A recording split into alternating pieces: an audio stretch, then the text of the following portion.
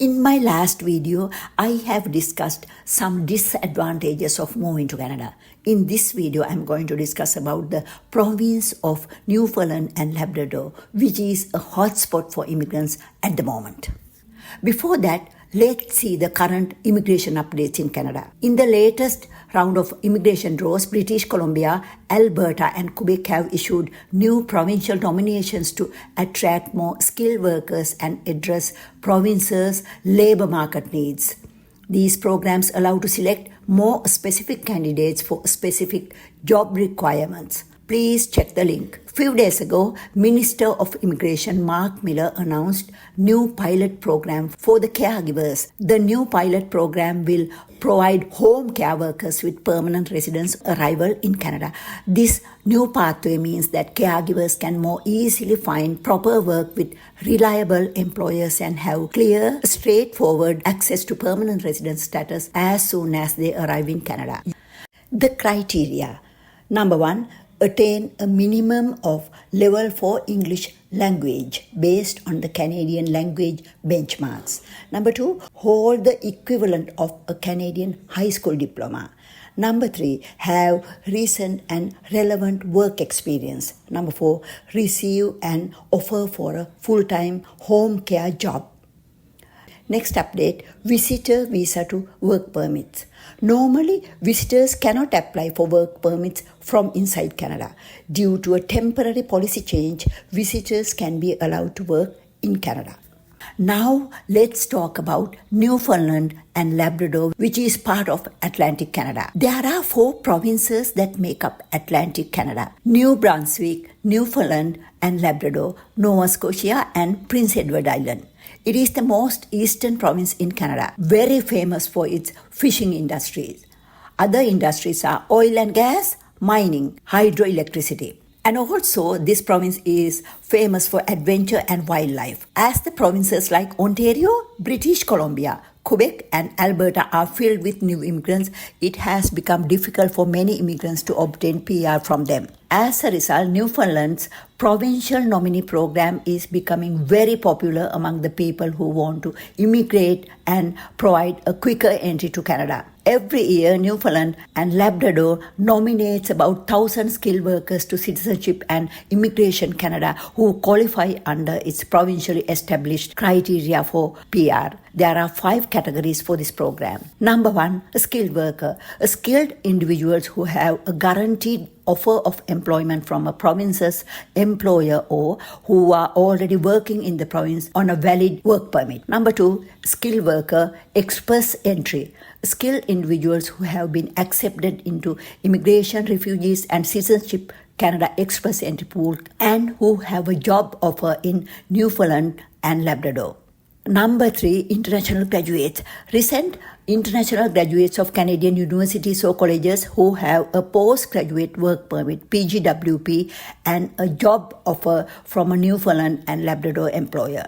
Number 4, international entrepreneur. Experienced business owners or business managers who wish to permanently reside in Newfoundland and Labrador. Number 5, international graduate entrepreneurs. Graduates of Memorial University or College of the North Atlantic who have already started a business or purchased a local business and maintain daily operations for at least 1 year. What are the in-demand jobs in Newfoundland and Labrador? Number 1, registered nurses. Number 2, physicians, family and specialists.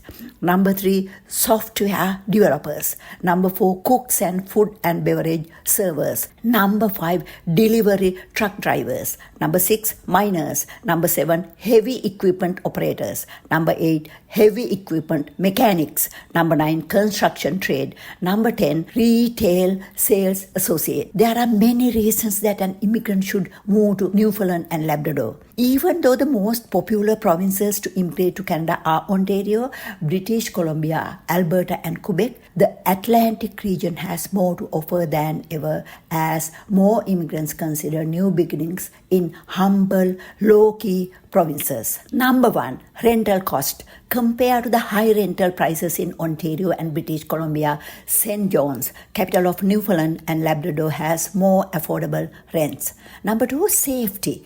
Canada is a a very safe country, and according to Statistics Canada, Atlantic Canada, specifically Newfoundland and Labrador, Prince Edward Island have low crime and homicide rates. Number 3, traffic congestion.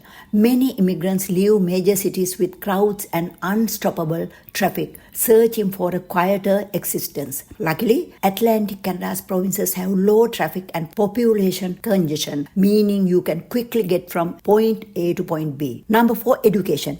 The Atlantic provinces have some of the best schools in Canada, including Dalhousie University, Memorial University of Newfoundland, but some schools have lower tuition rates for just international students compared to other provinces. Usually, international students at the Newfoundland universities pay roughly about 1/3 of the school fees that they pay at the University of Toronto. Furthermore, Atlantic Canada hosts several colleges that offer valuable and lucrative skilled trades to immigrants. Number 5, employment. Even though the job opportunities in major cities like Toronto, Vancouver, and Montreal are very high, there are many people competing for those positions. So it is extremely difficult to secure an employment. Many industries are consistently hiring in Newfoundland and Labrador. Check jobbank.gc.ca. Number 6, scenery. Newfoundland and Labrador is a gorgeous province with beaches and beautiful waterfalls.